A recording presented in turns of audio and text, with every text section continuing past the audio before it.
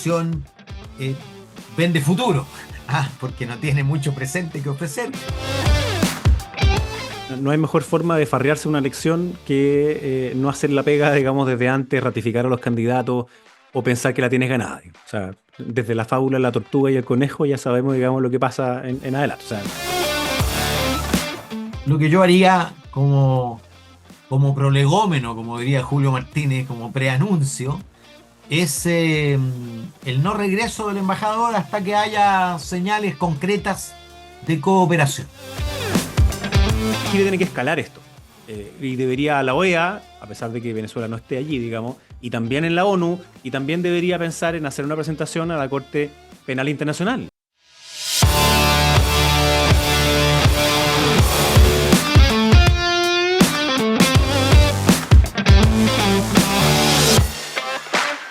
¿Cómo están el lunes 15 de abril de 2024? Este es el podcast Política para Adultos de El Líbero junto a Pepe Out y Jaime Belolio, como cada lunes. Hoy día hacemos el disclosure, estamos grabando este programa poco antes de que comience en la Cámara de Diputados la votación. Eso tiene una cosa buena y otra mala. La mala es que, bueno, no sabemos el desenlace. La buena es que podemos especular, podemos hacer apuestas, podemos dejar puestos escenarios, digamos, y después podemos contrastarlos con la realidad. Así que eso es lo entretenido que esto tiene.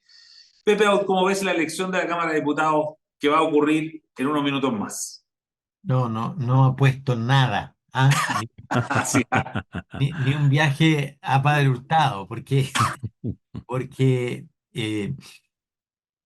primero es una elección donde son muy pocas personas las que desequilibran la balanza en uno u otro sentido.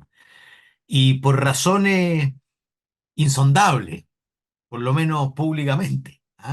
Entonces uno no sabe qué ofrecimientos hay a unos y otros para que voten. Digo, porque normalmente se gana ofreciendo puestos en comisiones, ofreciendo, si estás en el gobierno, becas para no sé qué, avance el itinerario de construcción de un puente, en fin, son cuestiones insondables. Y por otro lado, la oposición eh, vende futuro, porque no tiene mucho presente que ofrecer, pero vende también futuro.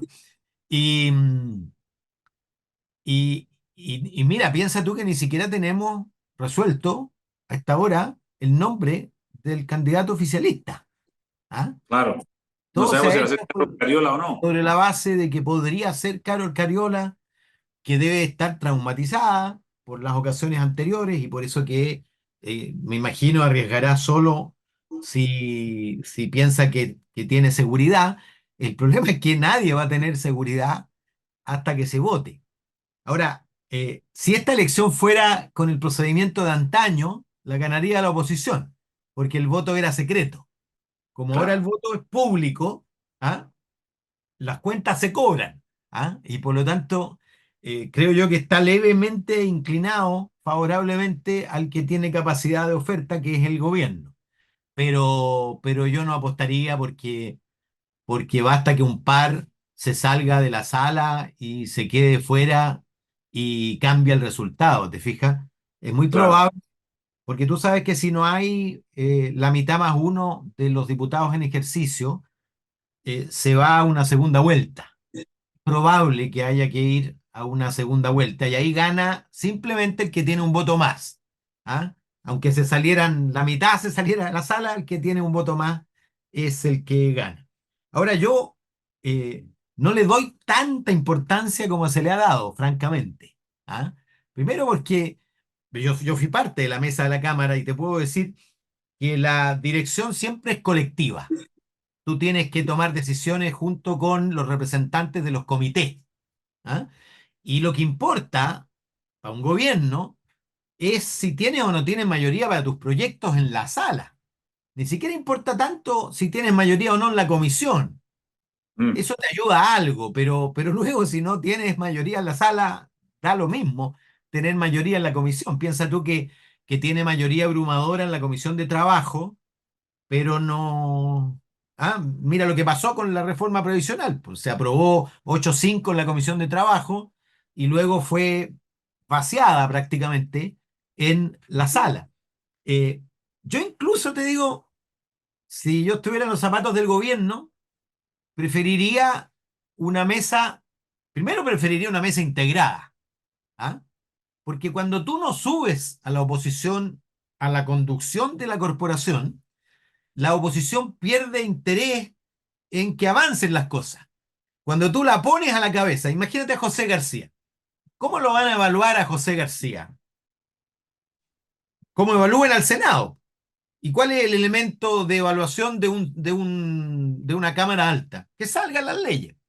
Y por lo tanto, la disposición a consensuar, a dialogar, a llegar a acuerdo, crece si la oposición está arriba de la mesa. Si está al frente, pierde mayor Claro. interés. Y por lo tanto, por supuesto, va a ser una derrota o un triunfo simbólico.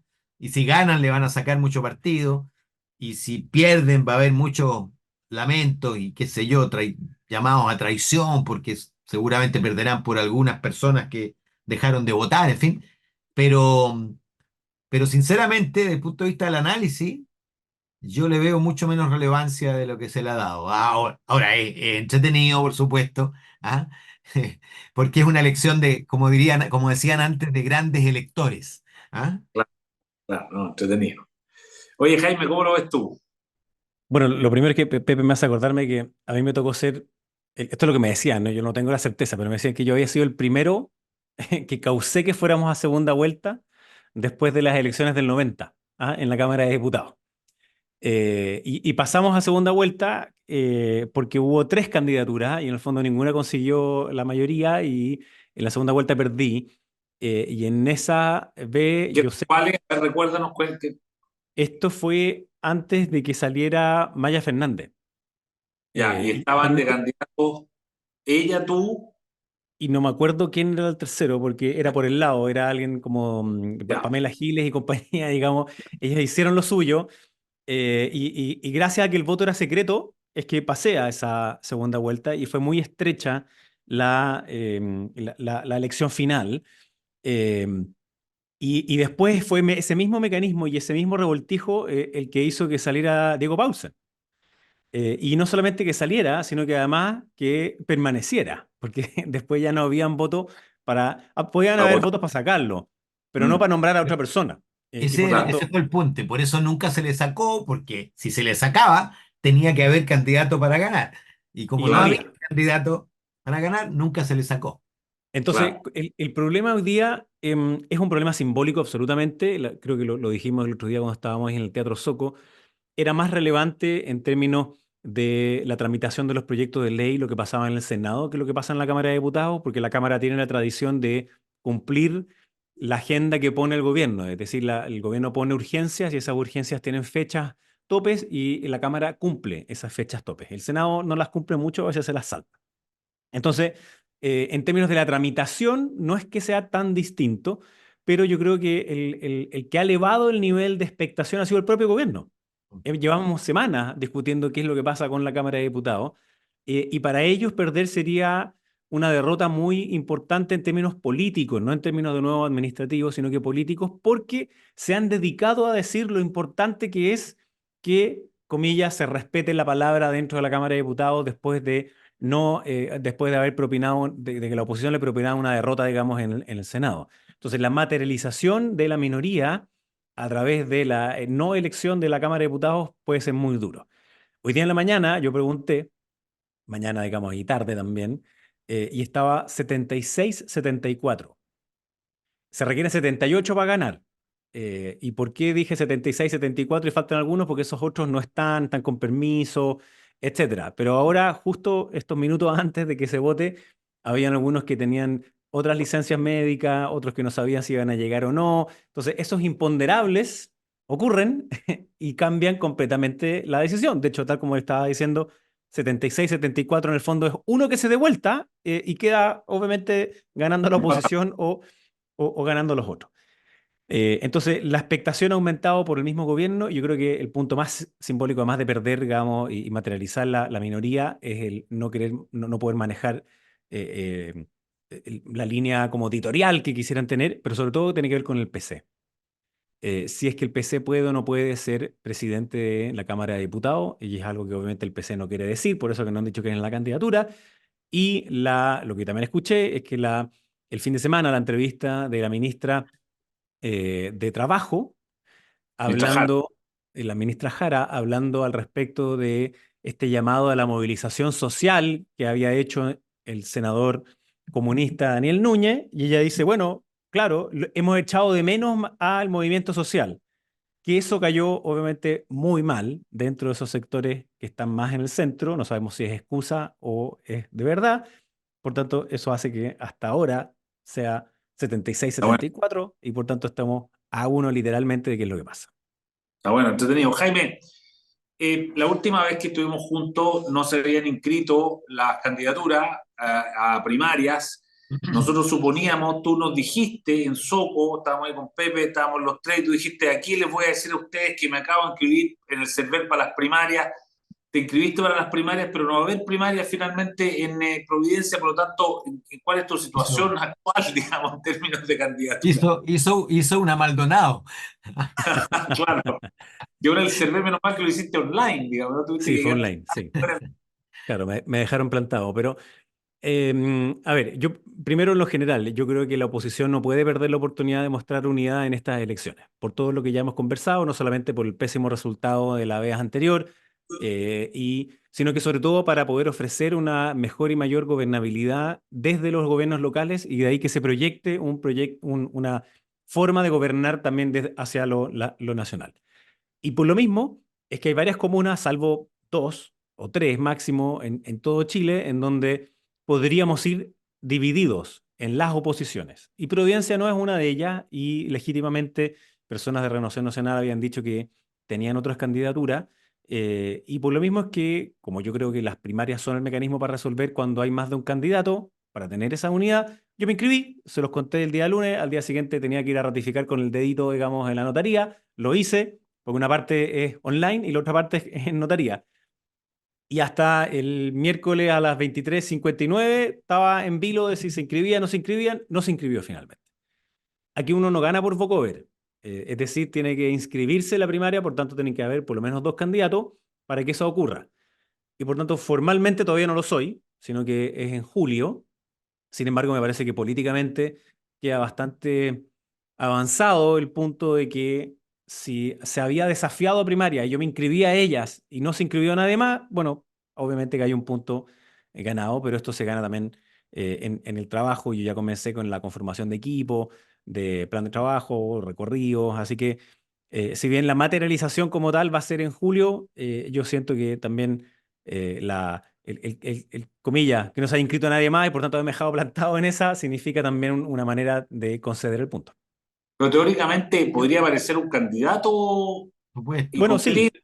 sí. O O sea, sea, va a aparecer un candidato obviamente de gobernista, ellos van a hacer una Sí. primaria, tienen 5 personas, y por el lado nuestro, claro, Chile Vamos, digamos, ya es una coalición, por tanto tiene que haber un solo candidato. Demócratas y amarillos y republicanos son otras coaliciones y al menos mi idea es tener un arco muy importante de unión entre republicanos y hasta amarillo y ojalá más allá para poder hacer una buena candidatura y una buena gestión posterior.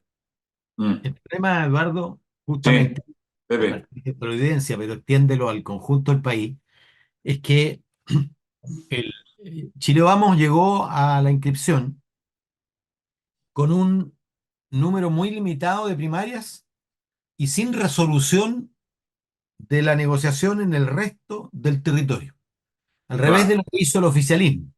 El oficialismo en principio parecía haber hecho eso, pero fue un fiasco, porque sus 86 primarias finalmente quedaron en 40 y algo, y por lo Mm. tanto tienen 40 que no están, 40 y tantas comunas que no están definidas.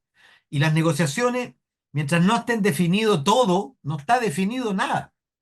Y la gracia que tenía eh, que el punto de partida fuera ahora, es que la gente hiciera lo que está haciendo Jaime, que es conformar equipo y empezar a trabajar en esa perspectiva.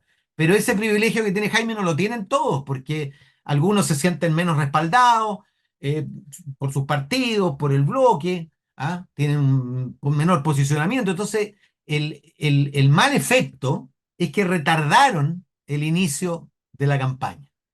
En cambio, el oficialismo tiene a todos sus alcaldes ratificados y otra buena parte también de sus comunas. Y por lo tanto, ellos actúan como si fueran ya candidatos. En cambio, la oposición llegó primero sin acuerdo completo de Chile Vamos. Segundo, sin pacto por omisión ni conversaciones avanzadas de omisión ni con republicanos ni con demócratas y amarillos. Es decir, eh, retrasaron la campaña hasta julio en la práctica. Lo que a mí me parece un lucro cesante y una equivocación tremenda que confirma lo que habíamos conversado, ¿te acuerdas tú, en el Socos anterior? ¿Ah? Yo no sé con qué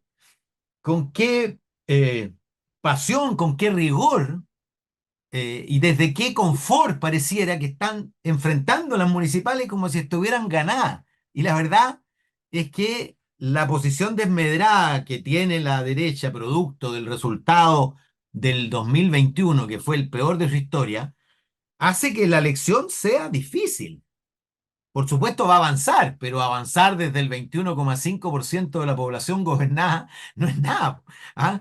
O sea, el oficialismo puede perfectamente a estas alturas pensar en la posibilidad de un triunfo, es decir, de ganarle en votos, de ganarle en alcaldes y de ganarle en población gobernada a la oposición, lo que obviamente le infundiría un ánimo y Claro. saldría desde la posición desesperanzada en que se encuentra hoy día, producto de las encuestas. Entonces, yo creo que están en falta las directivas de los partidos, fíjate. ¿Y De vuelta, se puede reparar esto del tiempo que queda? ¿Tú crees? Primero, ¿estás de acuerdo con el diagnóstico de Pepe y es reparable en el tiempo que queda o no?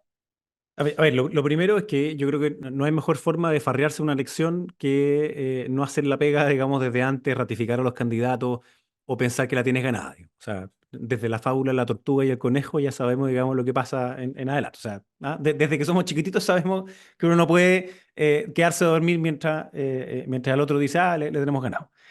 Dicho eso, me parece Es que, una liebre en todo caso, pero está bien. Pero funciona, estamos en bueno, Chile, es un conejo. La liebre no. es verdad, es verdad. Pero sí, es verdad, está bien. La líder es más larga, así que está bien. Entonces, y acá entonces yo creo que lo que van a empezar a hacer los partidos es ratificar candidatura, porque si bien hay algunas que son más mediáticas que no quedaron cerradas, Santiago, por ejemplo, sí hay muchísimas de esas otras que Pepe nos decía, ¿cierto? Que son 82, que son arriba de 50.000. Bueno, pero esas otras 200 y tantas, que son más pequeñas, sí son muy relevantes a la hora de ver quién gana, quién no. Y ahí también retrocedimos muchísimo como Chile vamos en el pasado, en algunas regiones de manera brutal. No sé, por ejemplo, en el Maule fue una súper mala elección. Y ahora se ve que puede ser una mucho mejor elección. Y si bien esas candidaturas son menos visibles, sí están bastante ya consolidadas. Y por tanto, lo que debería ocurrir es que los partidos empiecen a ratificar sus otras candidaturas que no fueron a primaria, ya sea porque unos van a la reelección u otros porque van a competir, pero y estaba resuelto también el nombre, había coincidencia en el nombre por parte de los partidos. Entonces tiene razón Pepe en que mientras no esté cerrada una, todavía quedan otras abiertas, eso es verdad. Pero en el fondo es como que hoy día estuviera cerrado, no sé, un 90% y lo que queda es ese 10 y ese 10 hace ruido para el resto del 90%. Y yo soy partidario, y hay varios también que sé que están en la misma, de ratificar ese 90% cuanto antes, para que, como bien dice Pepe, empiecen al tiro a conformar su trabajo y las personas sepan a qué atenerse. Porque si los otros ya comenzaron a hacer campaña, ya sea porque están en el cargo o porque están haciendo una primaria, bueno, obviamente que tú también tienes que tener un proyecto que te haga sentido, un paraguas. Y ahí también es algo que hace falta, ¿no? Que las personas no piensan en lo administrativo de la comuna. Pasan en auto de una comuna a otra, pasan caminando o en micro y no le importa que la vereda de allá sea esta comuna, la vereda de acá sea esta otra. Quiere que haya una lógica de gobernanza que sea similar y que le ofrezca mayor certeza. Entonces yo creo que ahí Chile vamos, particularmente, pero las oposiciones, tienen que hacer una propuesta también que haga sentido y para eso necesitas ratificar a la mayor cantidad de candidaturas lo antes posible. El plazo legal, Eduardo, de inscripción, que es 27 de julio, creo, Mm. es un plazo máximo. Claro, normalmente las negociaciones Claro. terminan Se ocupa el muy máximo. cerca de ese plazo máximo, pero una oposición inteligente y también un oficialismo inteligente debiera inscribir el total de candidaturas al término de las primarias. ¿Ah? Claro. Oh. Al Por término de el las tema. primarias, para Por el presentar su tema. elenco completo al mismo tiempo. Claro, Pero que yo sea en agregaría junio. además que la derecha, mira, primero quedó fuera por distintas razones Cecilia Pérez, que era su carta ganadora en la Florida, y la Florida entra a la zona de riesgo a mi juicio. Segundo, no se resolvió completamente el problema de Puente Alto porque Osandón no participará en la primaria. O sea, aquí hubo un déficit de gestión política Mm. que es evidente, po. Son las dos comunas, Puente Alto y La Florida, las únicas dos comunas populares que tiene de las 20 más grandes. ¿Ah? Sí, Eh, claro, y son además comunas que están, Puente Alto hace más de 18 años y más, en manos de la derecha y hace 12 años en la Florida. O sea, la pérdida en cualquiera de ellas sería un exitazo para el gobierno. ¿Ah? claro, y una catástrofe para la oposición.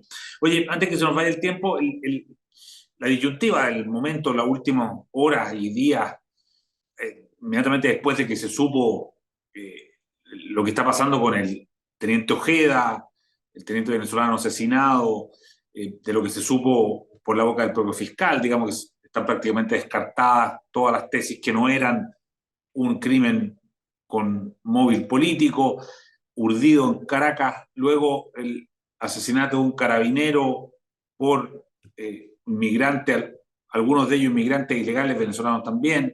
Entonces la pregunta es, tenemos al embajador de Chile en Venezuela en nuestro país, digamos, informando, el ex senador Gasmuri, y la pregunta es, ¿romper o no romper relaciones o hacer una acción de fuerza con Venezuela? Porque efectivamente, si uno revisa lo que ha sido hasta ahora, ha sido una sucesión de fracasos, digamos, ¿no? Nada ha funcionado, no reciben migrantes, lo de Monsalve, al final ni siquiera designaron a la contraparte.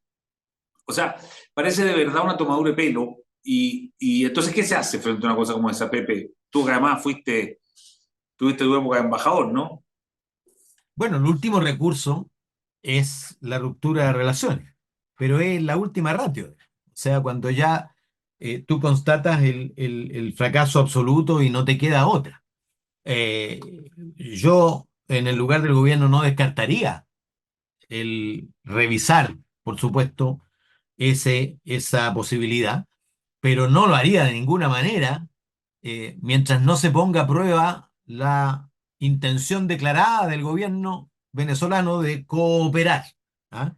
Bueno, si eso no se verifica, si no pasa a la práctica, como ha dicho el propio gobierno, obviamente, quizás lo que yo haría como prolegómeno, como diría Julio Martínez, como preanuncio, es el no regreso del embajador hasta que haya señales concretas de cooperación.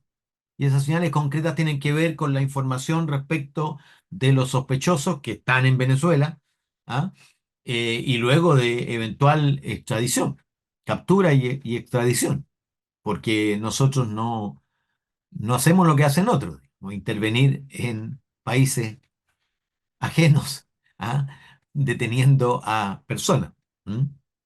Pepe, y un cambio de gabinete, eh, pensando, digamos, en los pocos resultados que ha habido, digamos, en este tema. No, yo creo que el cambio de gabinete, el gobierno se lo reserva para el último tercio, es decir, la respuesta a las municipales, cualquiera sea esta. ¿Ah? Además, por distintas razones, porque octubre coincide está muy cerca de noviembre. ¿Ah? Y noviembre es la fecha límite para ser candidato al Parlamento. Para ¿Ah? renunciar para poder ser candidato, claro. Exactamente. Y Renunciar a un por lo cargo. tanto, y por lo tanto es un cambio natural que después de ese resultado, inmediatamente después de ese resultado, cualquiera que sea, dependiendo, por supuesto, es distinto el cambio, la dirección del cambio dependiendo de cuál es ese resultado, yo yo esperaría eso, de todas maneras.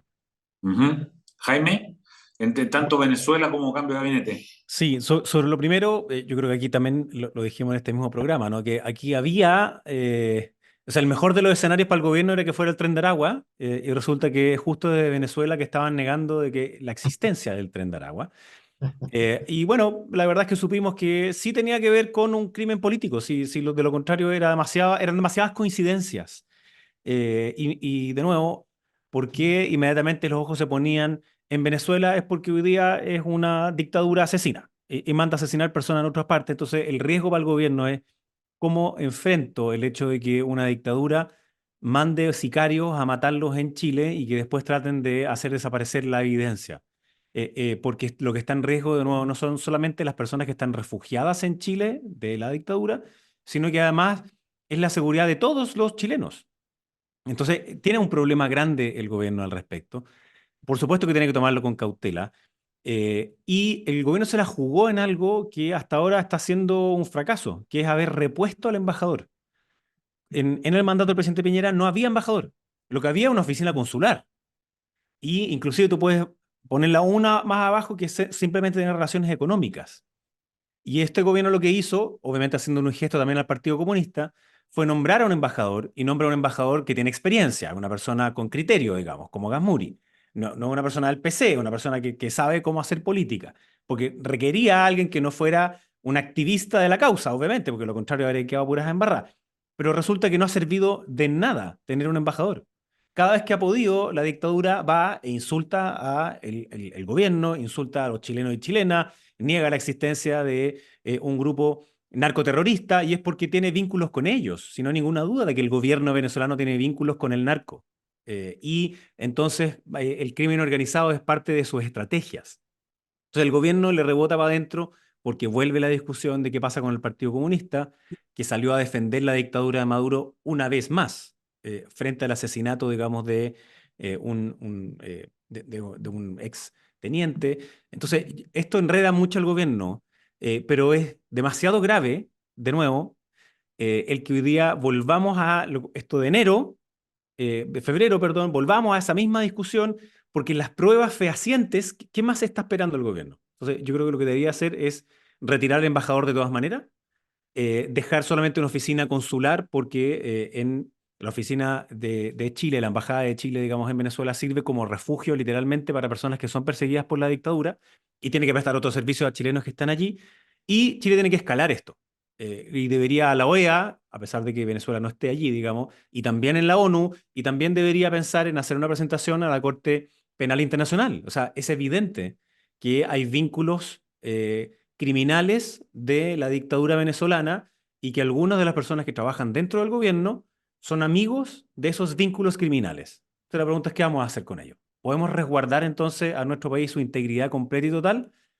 Por eso se enreda tanto el gobierno, por eso, de hecho, hasta tiene efecto en la elección de la Cámara. Uno diría, pero ¿cómo? Sí, lo tiene, porque al final esos diputados que están justo en la mitad, el que se da vuelta un voto uno para acá, uno para allá, afecta la opinión pública en términos de qué pasa con el Partido Comunista y la relación con Venezuela. Entonces, yo haría eso. Cortar relaciones completamente, claro, no puedes cerrarte a eso, pero creo que sería hoy día malo para los chilenos que están allá y para los refugiados que dependen de la embajada chilena. Clarísimo. Bueno, nos empezamos a despedir. Vamos a comentar, vamos a ver cómo anduvieron nuestro olfato y nuestra mirada respecto de lo que pase en la elección de la Cámara. Yo, si tuviera que dar un pronóstico, yo creo que el Partido Comunista no se va a quedar con la presidencia de la Cámara, pero ya sabemos, cualquier cosa puede pasar. Pepe Out, Jaime Belolio, gracias por estar ahí de nuevo. Muchas gracias a ustedes. Nos vemos el próximo lunes. El Líbero, la realidad como no la habías visto. Haz que estos contenidos lleguen más lejos haciéndote miembro de la Red Líbero.